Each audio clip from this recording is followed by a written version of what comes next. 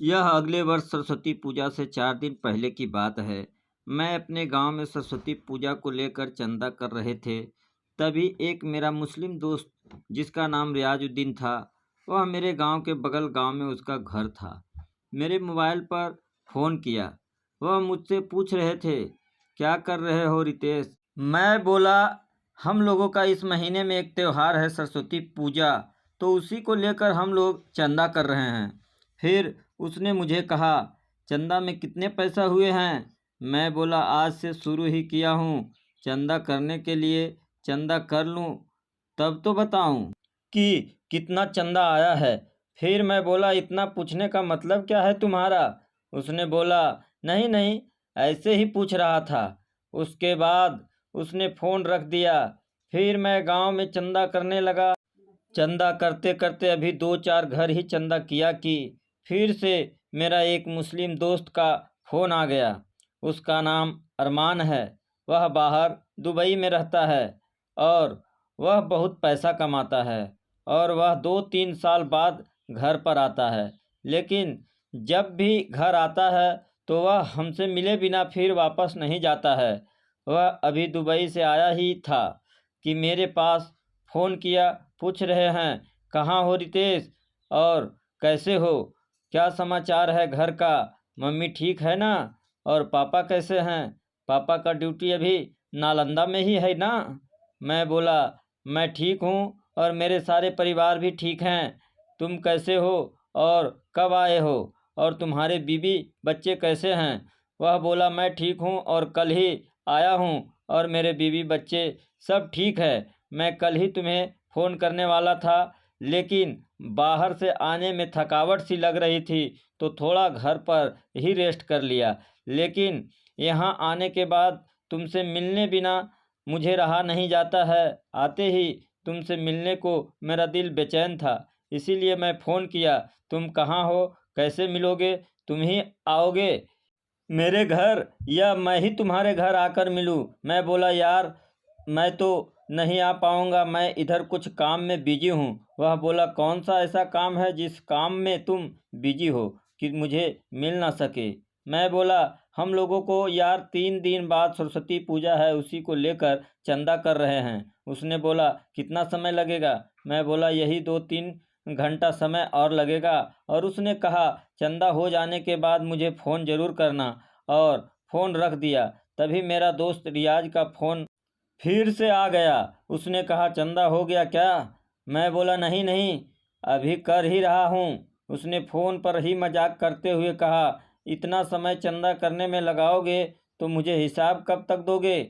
मैं भी मजाक से ही कहा, तुम हिसाब लेने वाले होते कौन हो? तुम चंदा देते हो क्या? फिर उसने कहा, ऐसा क्यों बोलते हो मेरे दोस्त? मेरी बीवी नरगिस से बात करो। मैं बोला, बात करूँगी, चंदा कर लेने दे उसके बाद। लेकिन वह कहाँ मानने वाला। फिर मैं बोला, ठीक है, दो, बात कर लेता हूँ। फिर नरगिस ने हमें फ़ोन पर कहने लगा, तुम हमें अपना समझते हो तो सरस्वती पूजा का चंदा हमसे भी लेना होगा। मैं नरगिस से मजाक करते हुए कहा, कितना चंदा दोगी नरगिस आप? और कितना चंदा देंगे रियाज? फिर नरगिस ने कहा, जितना क्षमता अल्लाह भगवान ने हमें दिया, जो हमसे जुट पाएगा वह हम ज़रूर देंगे, लेकिन चंदा के लिए आना ज़रूर और सरस्वती माँ का रसीद लेकर भी आना। फिर मुझे समझ में आया कि चंदा देने के लिए ही रियाज मुझे बार बार फ़ोन कर रहा था। यह सब देखकर मुझे लगने लगा, क्या हिंदू क्या मुस्लिम, सब में दिल होता है, इंसान इंसान होता है। यह सब सोचते हुए मैं आगे चंदा करने के लिए बढ़ ही रहा था कि मेरा दोस्त जो दुबई से आया था, उसकी बीवी का फ़ोन आ गया। अब मैं उसकी बीवी के बारे में आपको बताता हूँ। उसकी बीवी का नाम शहनाज है, जो काफ़ी सुंदर और संस्कारी है। अभी तो उसके 2 बच्चे भी हैं। उसकी और मेरी मुलाकात मेरे दोस्त अरमान ने ही अपने घर पर करवाया था, जब वह नई नई आई थी। उसके बाद कभी कभार अरमान ने ही मुझे उससे फ़ोन पर बात करवाता था, पर दोबारा उससे मेरा कोई मुलाकात नहीं है। आज भी मुझे बुलाने के लिए उसने अपने पत्नी को फ़ोन थमा दिया होगा, लेकिन जब भी वह फ़ोन करती है मुझे याद भाईजान कहते हैं और मैं भी उसे प्रणाम भाभी कहते हैं। और बोलने लगे, कहाँ हो आप जो काम कर रहे थे हो गया क्या? अरमान आपको काफ़ी याद कर रहा था, इसीलिए हमने कॉल किया। मैं बोला, ठीक है भाभी, मैं 1 घंटे के अंदर अंदर आ जाऊंगा। 1 घंटा के अंदर मेरा काम खत्म होने वाला है। तब भाभी बोली, ठीक है तो आ जाइएगा, मैं फ़ोन रखता हूँ। और मैं अपना काम ख़त्म कर कर फ़ौरन उनके पास गया। जाते ही अरमान मुझे हाथ मिलाया और बैठने को कहा। मैं बैठा तो रियाज ने मुझे बोला, कितना चंदा हो गया? मैं बोला, 10,000 हो गया होगा, बाकी कल होगा। इतना बोलते ही वह हमसे कहने लगा, क्या इस पूजा के शुभ अवसर पर हमें और भाभी को नहीं बुलाएंगे क्या? मैं बोला, क्यों नहीं, आप लोगों के लिए दरवाज़ा हर हमेशा खुला हुआ है, आप लोग तो मेरे परिवार ही हैं। तब अरमान बोला, दोस्त, तुमने ऐसा बात बोला जिससे मैं प्रभावित हो गया।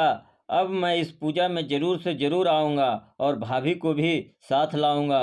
ऊपर वाले की कृपा से हमने बहुत धन कमाए हैं, तो कुछ धन आज मैं सरस्वती पूजा के लिए चंदा में देता हूँ और मेरा चंदा स्वीकार करो। और उसने भी चंदा दिए। फिर मैं बोला, मुझे बुलाने का मकसद मैं नहीं समझा।